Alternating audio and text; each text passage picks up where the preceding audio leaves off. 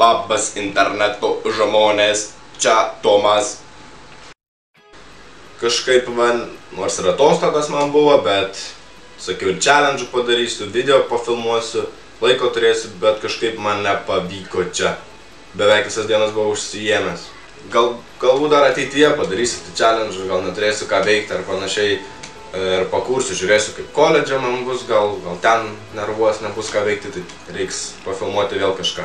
O pastaruoju metu tai buvau truputėlį užsiėmęs, ne tik išeiti iš namų į parką, bet buvo atostogas, tai biškai išvažiuodavau ir į centrą ir ar šiaip kažkur ten, žinai, kur nors. O kai kažkur išvažiuoti nori, tai Londonas didelis kaimas, žinai, tai reikia naudotis viešuoju transportu.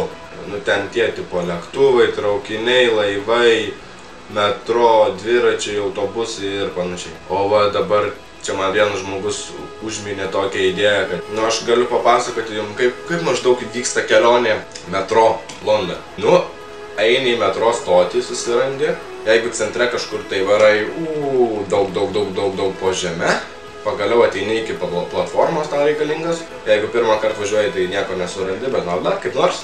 Ateini iki platformos, lauki traukinio. Atvaro traukinys, tu lauki, palauki, atvažiuoja, atsidaro durys.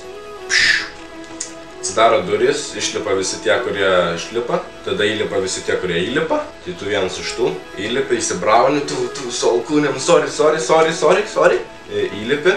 Tada atsistoji ir žiūri, kad yra tik kelios sėdynės laisvos. Tada taip su visais susižiūri. Akių kontaktą tokį padarai. Žiūri, jeigu jie visi taip draugiškai nusiteikia, tu bėgi ir pirmas užimi jų vietą. Gerai, atsisėdai tada. Sėdi, nori atsiremti ant tų atlošutų, nori pasidėti rankas. Tai į šitą pusę nori pasidėti, čia būna koks hamburgerių mėgėjas, kuris jau užėmęs tavo tą ir dar tavo pusę sėdynės į savo ranką užėmęs. Galvoju, aš jau jo nepastumsiu, tai reikia į kitą pusę. Į kitą pusę atsiremi. Aišku, užkliudai kažkokį piktą dėdę, tas į tave atsisuka taip. Tu, sorry. Jis nusisuka ir vis tavo problemas dingo. Nusėdi, tu jau ten ant to atlašo pasirėmęs. Ir ką veikti, nes kelionė trunka nuo 20 minučių iki valandos. Ką veikti? Aišku, padeda telefoniuksai, žaidimukai kažką pažaidi. Bet visą laiką nežaisi, tai sėdi, ir aišku, žmonės prieš tave sėdi. Aišku, nemandagu žiūrėti juos taip spoksoti vienas į vieną, bet vis tiek užsitaiko. Tai tu tai maždaug stovi, sėdi, žiūri į žemę, į batus, mursini batai reikia plauti. Žiūri į lubas maždaug, ten reklamos kažkas žiūri, smagu. Bet žinoma, taip kilnodamas galvo, tai juos taip apžiūri nuo galvos iki ko jie, ir jie aišku tą patį daro. Jie tik apsimeta, kad nežiūri, bet jie taip tave nuskenuoja nuo galvos iki kojų.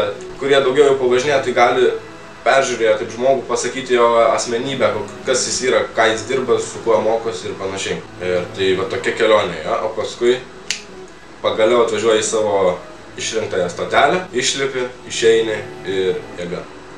Viskas, nebeturiu daugiau ką pasakyti, todėl sakau iki.